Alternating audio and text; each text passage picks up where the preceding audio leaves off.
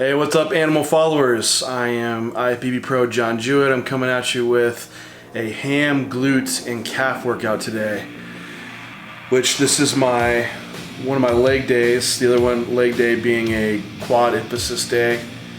Currently training 2 days on, 1 day off in off season, so I'm trying to give myself a little bit more recovery. So going into this hamstring glute day, I have some movements that I'm really trying to improve this off season. And they're movements I picked where I can really feel my hams and glutes working. So the first movement for this day is a wide stance Smith machine squat. It's been an excellent movement for me. Setup is a wide stance, toes out, knees traveling in the same direction as my toes. And my ankle and knee, there's like no forward knee drift nearly whatsoever. My knee stays directly above the ankle. And I really push my hips back far. And that's where I can really sit back and kind of catch a lot of glute and hamstring and then drive upward. And doing this move, it's in almost all my moves, the eccentric phase is very controlled. I could do a lot more weight, I could drop down, explode up, but it wouldn't be as stable. And if you're not stable, then you're not able to direct tension into the muscles that you want to. So almost all my moves are doing 3 to 4 second eccentrics. So this wide stance Smith squat is very slow, controlled on the way down. The eccentric muscle phase is where a lot of gross stimulus happens. It's a lot of muscle tissue breakdown happens, and that's what is a stimulus on its own for hypertrophy. So if you're doing these, control the negative phase. So I'm just working up. I work up to a hard set of 8 to 10 reps. I think I got to 4 plates. I hit 11 reps in that first set, so I know I need to increase for next time I come to this move. Ideally, I'd love to hit 5 plates for 8 reps or so. That would be, I think, excellent for over the course of the next year. And then I backed off in weight, and since I hit 11 reps, I backed down to 3 plates and a quarter. And did 14 reps, so I'm trying to hit something in a higher rep range, cause more metabolic stress, and that's it, just 2 work sets. And I say 2 work sets, but I'm still doing 3 build-up sets to that, so 5 sets total for this exercise. Moving next for this move, it really hits glutes and hams. I feel more glutes in it when I'm actually doing it. So I move now to more of a hamstring dominant compound move, a barbell Romanian deadlift, and I like this movement if it's controlled. If you go too fast, it's very easy to shift a lot of this into your quads and into your lower back. I see guys doing these with like 5 plates, and there's guys that can't do it and controlled. But majority of the time, it's just turning into just a partial deadlift is all it is. And so you just have to be real with yourself, because if you're bending the knee and shifting the hips down, you're making a deadlift out of it. So with implementing these, I'm taking a shoulder width stance, and the thought process is just a rotation at the hip joint. That should be the initiation of the movement, and finding tension in the hamstrings the whole time. And it's a very controlled eccentric, because I find it's easy to lose tension in them, and a pause in the bottom. And the pause has been huge, because I think the transition from the eccentric to concentric phase of this move is where a lot of it gets lost, and you're losing tension in the hamstrings. So I do like a 1 to 2 second pause, like dead stop pause in the fully lengthened state before contracting the hams to get back up. And same set process as I did on the wide stance squats. I'm working up to a hard set of 8 to 10. Then I'm backing down in weight for 12 plus reps. I think I got 14, I believe, on my back down set. And I'm not using a lot of weight. Like if you've seen me do these before, like I've used a lot more weight. I've done 455 on these before. Still very controlled, but the pause just, it really changes it.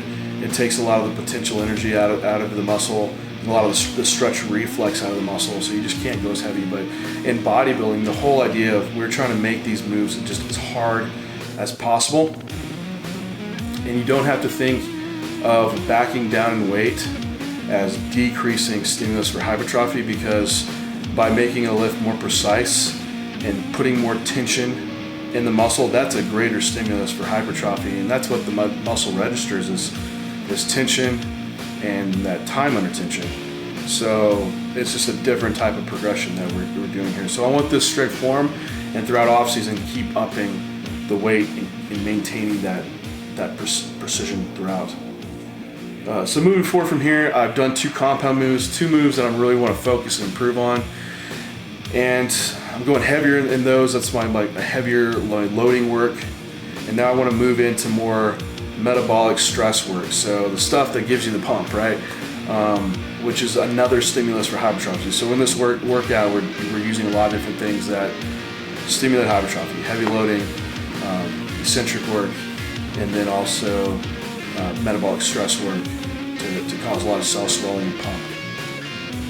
So I want 2 moves here that are going to hit hams and glutes, and lying leg curl is a great one.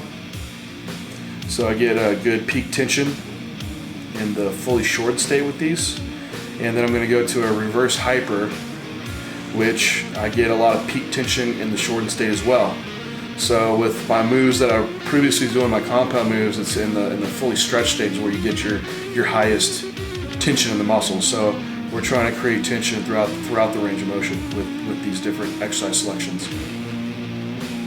On the lying leg curl, the big thing here, you see my elbows are kind of up on the bench, so I'm keeping, which helps me push my hips down into the pad and only flex the knee. I only want to have the knee moving. You see a lot of people right before they pull the weight up and contract, the hips kick back, kick up, and they're using the lower back to get some momentum going. But you can use a lot less weight, be more precise is what we're talking about here, and have stability and throw a ton of tension in the hamstrings. And I also like to point my toes because the gastrocnemius, it crosses the knee joint, so it assists in the leg curl. But if you point the toe, it puts it in a point of insufficiency to where it cannot contract as well, so you get more hamstring involvement. Then on the reverse hyper, it's you have to stay strict, and I'm not trying to hyperextend the hips here. I just want to bring my hips up high enough, the leg up high enough to where I hit peak tension, my glutes are fully contracted, and come back down. And I do like a little bit of external rotation, turning the feet outward in the movement. That's part of what the glute function movement has. So if you're having hip extension and external rotation, you should get that glute nearly fully shortened, and that's kind of the idea here with this move. So I do 3 rounds here, working a little bit higher rep range. 15 reps is what I'm trying to start with, and pretty much here near muscle failure on every set, and the reps will drop down every time just due to accumulating fatigue.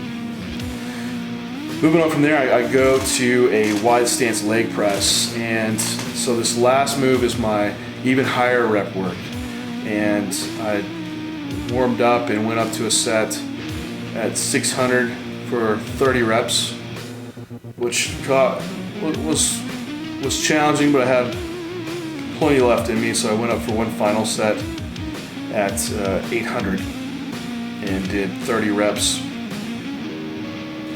Wide stance, wide and high, so nearly to the top of the platform. Feet turned out nearly 45 degrees.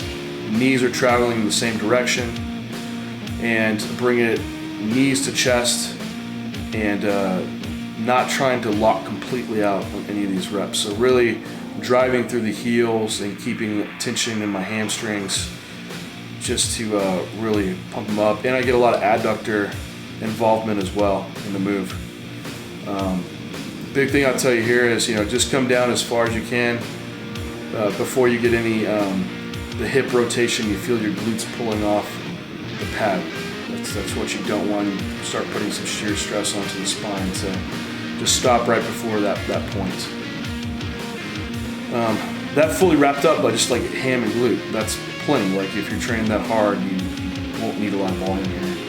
And so then from there I moved on to calf training, which calves just respond well just torturing the hell out of them and burning the hell out of them.